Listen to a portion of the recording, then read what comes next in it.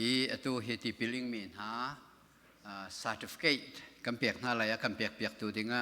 kan pastor nu la kan chairman maya hoi kan rakai ding kan som na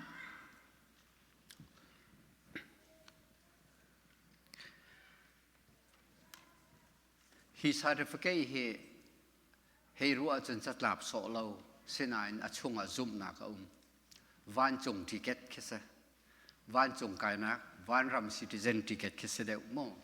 chu apathian bian ning in mo le chu cha chon hi certificate the asung loi chu cha kan fa le kha min ka dau na lai rakla ding in boy cream min kan som na ma thachin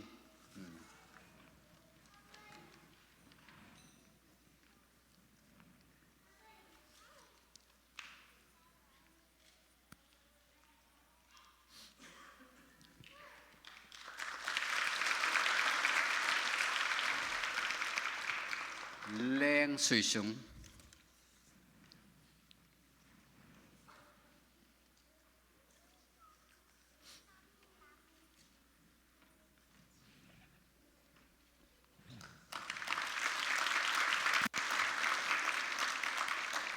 leng tha jing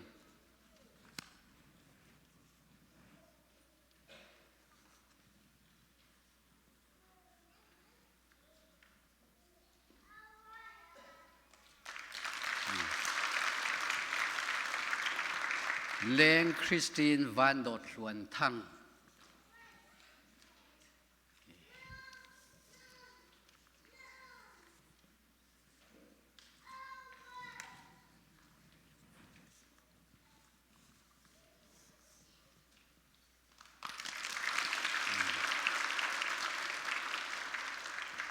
Tlangwal Joseph Sommal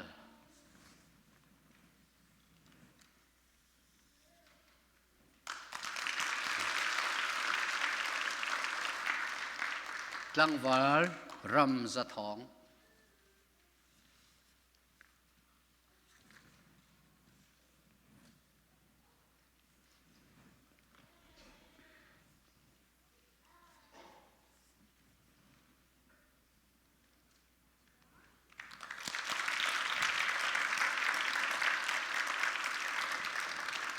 kan lom tu